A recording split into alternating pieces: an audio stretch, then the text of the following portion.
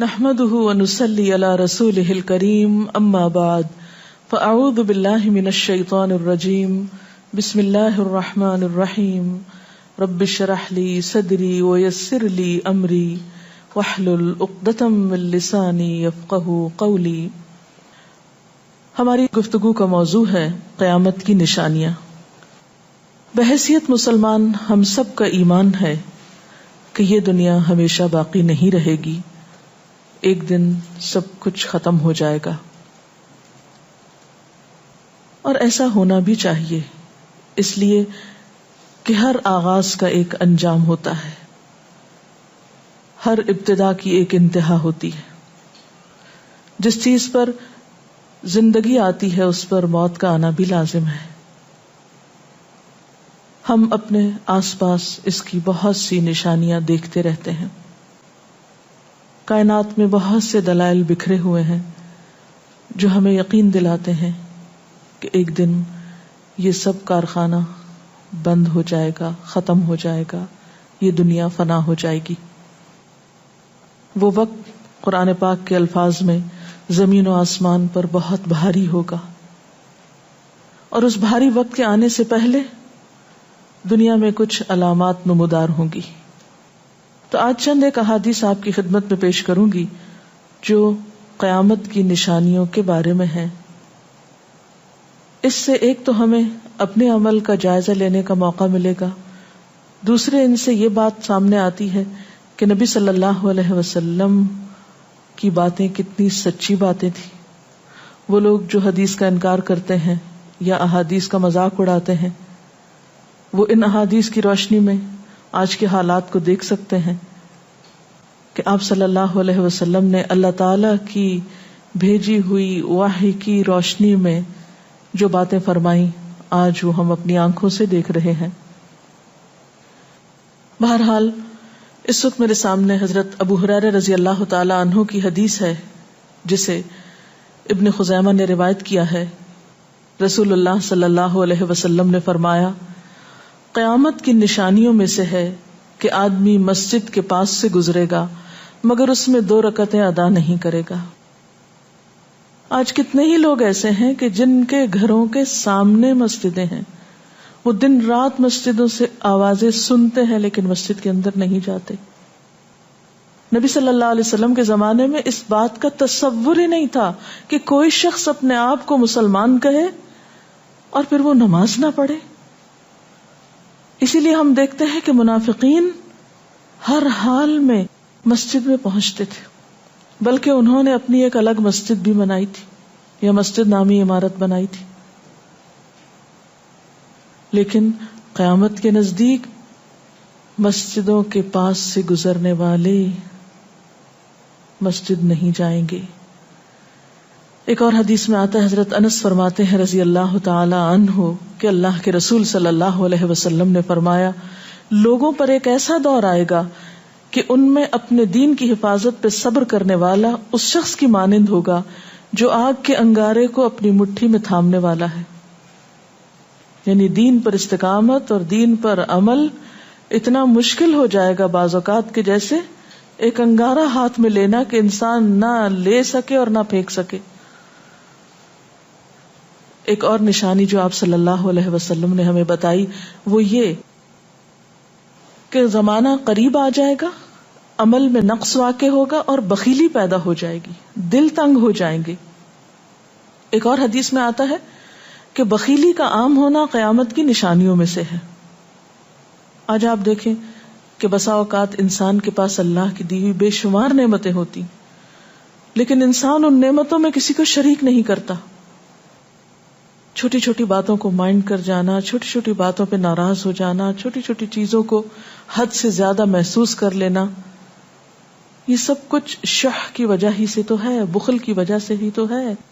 بخل صرف مال میں نہیں ہوتا، بخل تمام نعمتوں میں ہوتا ہے اگر ان میں اللہ کے دوسرے بندوں کو بطور شکر کے شریک نہ کیا جائے.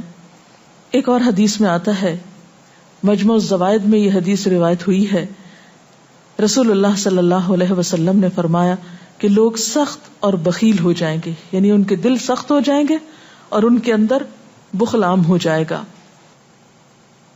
ایک اور نشانی قیامت کی آپ صلی اللہ علیہ وسلم نے یہ بتائی کہ مساجد میں زیب و زینت بہت ہوگی، یعنی نمازی تو کم ہوں گے لیکن مسجدیں سجائی بہت جائیں گی. حضرت انس بن مالک کی روایت ہے، مسند احمد نے اس کو روایت کیا ہے، رسول اللہ صلی اللہ علیہ وسلم نے فرمایا قیامت قائم نہیں ہوگی یہاں تک کہ لوگ مسجدوں میں فخر و مباحات کریں گے، یعنی مسجد کے بنانے میں، اس کے سجانے میں، اس کی آرائش میں ایک دوسرے کا مقابلہ کرنے لگیں گے. ایک اور حدیث میں آتا ہے کہ قیامت کی علامات میں سے ہے کہ لوگ مسجدوں کو سجایا کریں گے، یعنی اللہ تعالیٰ کو نماز پڑھ کے خوش کرنے کی بجائے مسجد بنا کے سجا کے خوش کرنے کی کوشش ہوگی. حضرت ابو الدرداء سے روایت ہے کہ جب تم لوگ مسجدوں کو سجانے لگو، قرآن کو مزین کرنے لگو تو تمہاری بربادی ہے، کیونکہ قرآن پاک پڑھنے کے لیے آئے، محض سجانے کے لیے نہیں. آج آپ دیکھیں کہ بسا اوقات ہم اسے پڑھتے کم ہیں، سمجھتے کم ہیں، اس کے مطابق زندگی نہیں بسر کرتے، لیکن خوبصورت انداز میں سنہری الفاظ میں لکھوا کر گھروں میں سجا دیتے ہیں. تو قرآن پاک سجانے کے لیے نہیں آیا، وہ تو ہدی للناس ہے، ساری انسانیت کی ہدایت کے لیے آیا ہے، لیکن ہم نے اس کا بس اتنا ہی فائدہ اٹھایا کہ اسے خوبصورت انداز میں لکھ کے طاقوں میں سجا دیا. اسی طرح ایک اور نشانی کہ انسان حلال حرام کی پرواہ نہیں کرے گا. رسول اللہ صلی اللہ علیہ وسلم نے فرمایا، صحیح بخاری کی روایت ہے، لوگوں پہ ایسا وقت ضرور آنے والا ہے کہ آدمی اس بات کی بالکل فکر نہیں کرے گا کہ جو مال اس نے حاصل کیا ہے وہ حلال ہے یا حرام ہے، یعنی کس ذریعے سے حاصل کیا ہے. ایک اور حدیث میں آتا ہے کہ قیامت سے پہلے سود پھیل جائے گا. ایک اور روایت میں آتا ہے کہ ہر شخص تک اس کا کچھ نہ کچھ غبار پہنچے گا، یعنی کچھ لوگ تو براہ راست اس میں انوالو ہوں گے اور کچھ لوگ انڈائریکٹلی اس سے متاثر ہوں گے. اسی طرح قیامت کی نشانیوں میں سے ایک اور نشانی دیگر امتوں کی مشابہت اور تقلید ہوگی. حضرت ابو سعید رضی اللہ تعالی عنہ سے روایت ہے، رسول اللہ صلی اللہ علیہ وسلم نے فرمایا، تم اپنی سابقہ امتوں کی ایک ایک بالشت اور ایک ایک گز میں اتباع کرو گے، یعنی چھوٹے سے چھوٹے معاملے میں اور بڑے سے بڑے معاملے میں ان کی پیروی کرو گے، حتیٰ کہ اگر وہ کسی سانڈے کے سوراخ میں داخل ہوئے ہوں گے، یعنی گوہ کے سوراخ میں، تو تم بھی ان کی پیروی کرو گے، اس سوراخ میں بھی گھسو گے. ہم نے پوچھا، یا رسول اللہ صلی اللہ علیہ وسلم، کیا آپ کی مراد یہود و نصارہ ہیں؟ فرمایا، پھر اور کون؟ اور آج ہم مسلمان دیکھ سکتے ہیں کہ ہم کس کی پیروی کر رہے ہیں، کتاب اللہ اور سنت رسول اللہ صلی اللہ علیہ وسلم کی یا کسی اور کی. قیامت کی نشانیوں میں سے ایک نشانی زلزلے بکثرت آئیں گے. حضرت ام سلمہ سے روایت ہے، مسند احمد میں یہ روایت آتی ہے، رسول اللہ صلی اللہ علیہ وسلم نے فرمایا، قیامت سے پہلے موت کی سخت وبا پھیلے گی، پھر زلزلوں والے سال آئیں گے.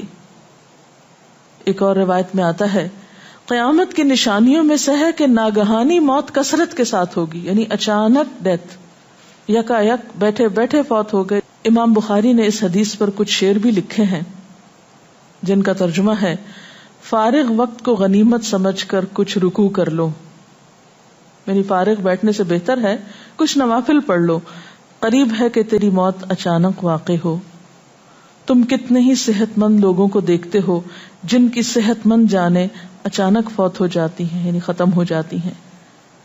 حافظ ابن حجر عسقلانی جنہوں نے بخاری کی شرح لکھی ہے فتح الباری، وہ کہتے ہیں یہ عجیب اتفاق ہے کہ امام بخاری خود بھی اسی طرح اچانک فوت ہوئے تھے.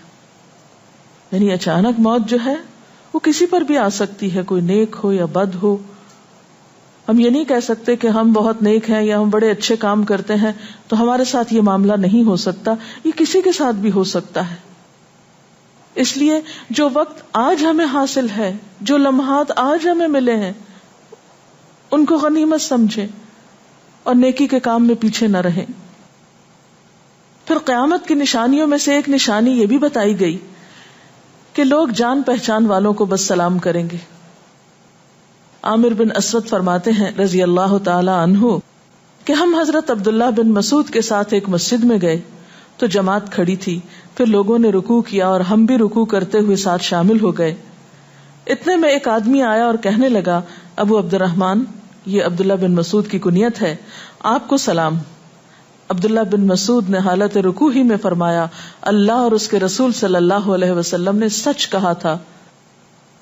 نماز کے اختتام پر کچھ لوگوں نے آپ سے پوچھا کہ آپ نے فلاں شخص کے سلام پر یہ کیوں کہا کہ صدق اللہ و رسول، اللہ اور اس کے رسول صلی اللہ علیہ وسلم نے سچ کہا۔ ابن مسعود نے فرمایا، میں نے نبی صلی اللہ علیہ وسلم سے سنا کہ قیامت کی نشانیوں میں سے ہے کہ سلام صرف پہچان والوں کو کیا جائے گا۔ یعنی آپ کسی مجلس میں جاتے ہیں، مسنون طریقہ کیا ہے؟ اگر آپ کسی گیدرنگ میں جائیں، سب کو بیک وقت السلام علیکم کہیں، لیکن بہت دفعہ آپ نے دیکھا ہوگا کہ لوگ آتے ہیں، سب کو نہیں پوچھتے، ان میں سے جو جان پہچان والا ہوتا ہے اس کا نام لے کر بس سلام کرتے ہیں۔ پھر اسی طرح ایک اور نشانی یہ کہ لوگ دعا اور طہارت میں زیادتی کریں گے۔ حضرت سعد رضی اللہ تعالی عنہ سے روایت ہے، انہوں نے سنا کہ ان کا بیٹا اس طرح دعا کر رہا ہے، یا اللہ میں تجھ سے جنت کا سوال کرتا ہوں، اس کی نعمتوں کا سوال کرتا ہوں، اس کی رونقوں اور تر و تازگیوں کا سوال کرتا ہوں، وغیرہ وغیرہ، اور میں آگ سے تیری پناہ مانگتا ہوں، اس کی زنجیروں سے اور طوقوں سے پناہ مانگتا ہوں۔ تو حضرت سعد نے فرمایا، تم نے اللہ تعالیٰ سے خیر کثیر کا سوال کیا ہے اور ضرر کثیر سے پناہ مانگی ہے، جبکہ میں نے رسول اللہ صلی اللہ علیہ وسلم سے سنا کہ ان قریب ایسے لوگ ہوں گے جو دعا میں زیادتی کریں گے۔ یعنی صرف یہ کہہ دینا کافی ہے کہ یا اللہ تو ہمیں جنت عطا فرما اور دوزخ سے بچا، اس کی بہت تفصیلات میں جانے کی ضرورت نہیں۔ جب جنت میں داخل ہو گئے تو سب کچھ نصیب ہو گیا، اور جب جہنم سے بچ گئے تو سب سے بچت ہو گئی۔ پھر آپ نے یہ آیت پڑھی، اپنے رب سے عاجزی سے دعا مانگو، یقیناً وہ زیادتی کرنے والوں کو پسند نہیں کرتا۔ یعنی دعاؤں میں زیادتی اور اس قسم کی تفصیلات یہ پسندیدہ نہیں ہے۔ تمہیں یہی کافی تھا کہ تم یوں کہتے، یا اللہ میں تجھ سے جنت اور ہر اس قول و عمل کا سوال کرتا ہوں جو جنت کے قریب کر دے، اور میں تیری پناہ چاہتا ہوں جہنم سے اور ہر اس قول و عمل سے جو جہنم کے قریب کرے۔ تو اتنا کہنا کافی تھا۔ پھر قیامت کی نشانیوں میں سے ایک نشانی آپ صلی اللہ علیہ وسلم نے یہ بھی بتائی کہ نااہل حاکم مقرر کیے جائیں گے۔ حضرت ابو ہریرہ سے روایت ہے کہ قیامت کی نشانیوں میں سے ہے کہ ذلیل اور کمینے لوگ نیک شریف لوگوں پر غالب ہو جائیں گے۔ کیوں ابن مسعود، کیا تم نے بھی یہ بات میرے محبوب صلی اللہ علیہ وسلم سے سنی ہے؟ ابن مسعود نے فرمایا، ہاں رب کعبہ کی قسم۔ حضرت حذیفہ سے روایت ہے کہ قیامت اس وقت تک قائم نہ ہوگی جب تک کہ تم اپنے امام کو قتل نہ کرو گے، یعنی لوگ اپنے حاکموں کو مارنے لگیں گے اور اپنی تلواروں کے ساتھ آپس میں ہی لڑائی کرو گے، علاوہ ازیں تم میں سے بدترین لوگ تمہاری دنیا کے وارث ہو جائیں گے۔ اسی طرح قیامت کی نشانیوں میں سے ایک نشانی یہ بھی ہے، حضرت عبداللہ بن مسعود سے مروی ہے کہ رسول اللہ صلی اللہ علیہ وسلم نے فرمایا، قیامت کے قریب صرف مخصوص لوگوں کو سلام کیا جائے گا، تجارت اس قدر پھیل جائے گی کہ عورت تجارت میں اپنے خاوند کا ہاتھ بٹائے گی، یعنی اتنا بزنس ہوگا کہ مرد سے اکیلے نہیں سنبھالا جائے گا، عورتیں اس میں شریک ہوں گی، رشتہ داری توڑی جائے گی، یعنی مال کثرت سے ہونے کے باوجود رشتہ داروں کا خیال نہیں رکھا جائے گا، جھوٹی گواہی دی جائے گی، حق چھپایا جائے گا، اور قلم کا ظہور ہو جائے گا، یعنی نشر و اشاعت خوب ہوگی، خوب لکھا جائے گا۔ ایک اور روایت میں آتا ہے کہ وقت مختصر ہو جائے گا۔ آج آپ دیکھیے ہر شخص وقت کی کمی کی شکایت کرتا ہے۔ حضرت ابو ہریرہ رضی اللہ تعالیٰ عنہ سے روایت ہے، رسول اللہ صلی اللہ علیہ وسلم نے فرمایا، قیامت قائم ہونے سے پہلے یہ نشانی ظاہر ہوگی کہ زمانہ قریب آ جائے گا، یتقارب الزمان، سال مہینے کی طرح، مہینہ ہفتے کی طرح، ہفتہ دن کی طرح، اور ایک دن ایک گھنٹے کی طرح، اور ایک گھنٹہ آگ کے شعلے کی طرح تیزی سے گزرنے والا ہو جائے گا۔ اور آج آپ دیکھیے کہ اللہ کے رسول صلی اللہ علیہ وسلم کی یہ بات کتنی سچ معلوم ہوتی ہے کہ ہر شخص وقت کی کمی کا شکار ہے، اور پتہ ہی نہیں چلتا ہفتہ گزر گیا، پتہ ہی نہیں چلتا مہینہ گزر گیا، پتہ ہی نہیں چلتا سال گزر گیا، پتہ ہی نہیں چلتا اتنی عمر گزر گئی، کل کی بات لگتی ہے. اور انڈائریکٹلی یہ اشارہ اس بات کی طرف کہ زندگی کی رفتار بہت تیز ہو جائے گی، یعنی فاسٹ لائف جس کو آپ کہتے ہیں اس کا شکار ہو جائے گا. ایک اور روایت میں آتا ہے کہ دنیا محبوب ہو جائے گی، موت سے نفرت ہو جائے گی. حضرت ابو ہریرہ سے روایت ہے، رسول اللہ صلی اللہ علیہ وسلم نے حضرت ثوبان سے فرمایا، اے ثوبان، اس وقت تمہارا کیا حال ہوگا جب دوسری امتیں تم پر اس طرح ٹوٹ پڑیں گی جس طرح تم کھانے کے برتن پہ ٹوٹ پڑتے ہو.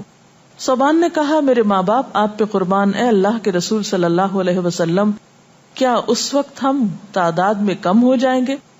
فرمایا، نہیں، بلکہ تم کثرت میں ہوگے، لیکن اللہ تعالیٰ تمہارے دلوں میں وہن ڈال دے گا.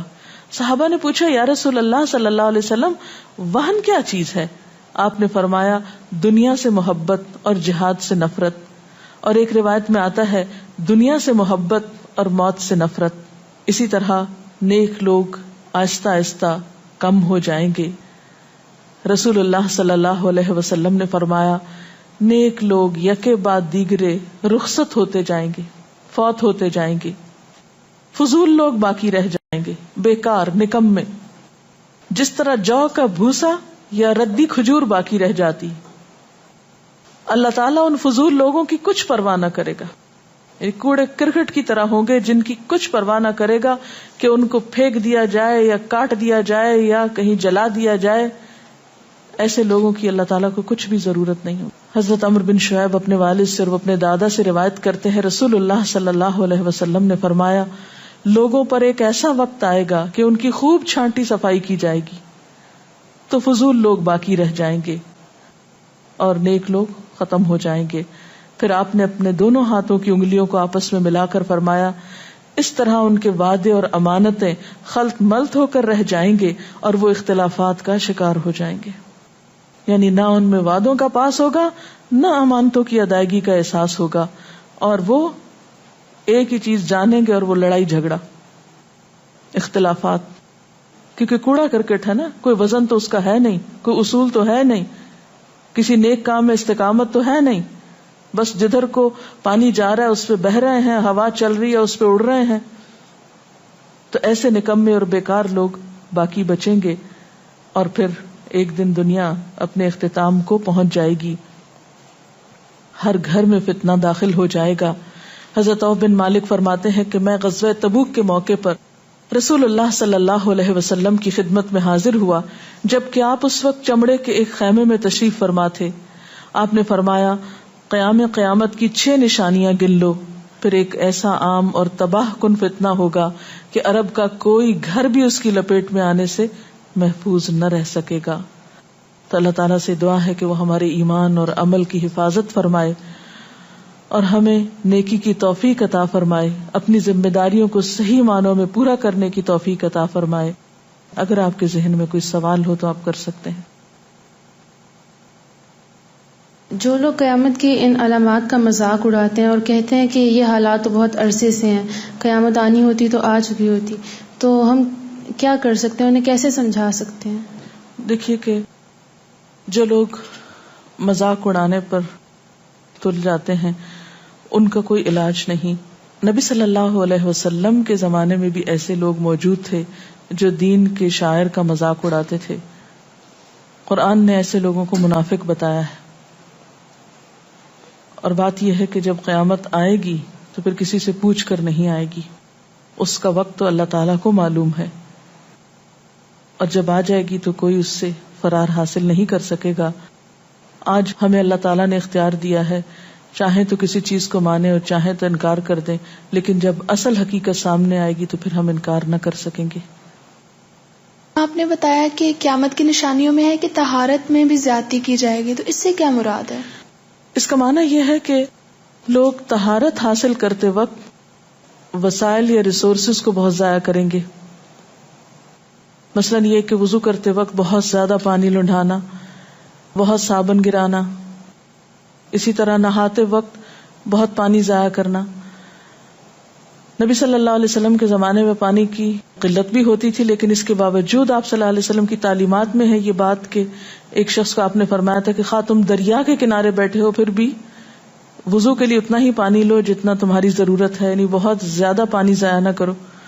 آج ہم دیکھتے ہیں کہ بہت سے وسائل کے ذریعے پانی کا حصول بعض علاقوں میں بہت آسان ہو گیا ہے اور لوگ بہت ناقدری کے ساتھ پانی ضائع کرتے ہیں. مثلاً بعض دفعہ دیکھا گیا ہے کہ برش کرنے کے وقفے میں ٹیپ کھول دی جاتی ہے، بعض اوقات 5 منٹ تک ٹیپ میں سے پانی بہتا رہتا ہے اور آرام آرام سے لوگ اپنی طہارت اور صفائی کا اہتمام کرتے رہتے ہیں. تو کسی بھی طرح کے وسائل کو ضائع کرنا جو ہے وہ اسلامی تعلیمات کے خلاف ہے، خواہ وہ دین کے کسی کام کے کرنے میں ہی کیوں نہ استعمال کیے جائے، وضو جیسی چیز میں ہی کیوں نہ استعمال کیے جا رہے ہوں. تو طہارت میں مبالغہ آرائی کا مطلب یہی ہے، وسائل کا ضیاع. دعا میں زیادتی کا مقصد کیا لمبی دعاؤں کا بھی مراد یہ ہوگا؟ اصل میں دعا تو حسب ضرورت کی جا سکتی ہے، حسب موقع. کبھی آپ کے پاس وقت زیادہ ہوتا ہے تو آپ دیر تک بھی دعا کر سکتے ہیں، مخصوص اوقات میں، مخصوص قبولیت کی جگہوں پر. لیکن سنت کے طریقے سے ہٹ کر مبالغہ آرائی کے انداز میں دعا کرنا اور پھر ردیف قافیے ملا کر دعا کرنا یا شعر و شاعری کے انداز میں دعا کرنا، ان چیزوں سے منع کیا گیا ہے. وآخر دعوانا ان الحمد للہ رب العالمین. سبحانک اللہم وبحمدک نشہد ان لا الہ الا انت نستغفرک ونتوب الیک. والسلام علیکم ورحمۃ اللہ وبرکاتہ.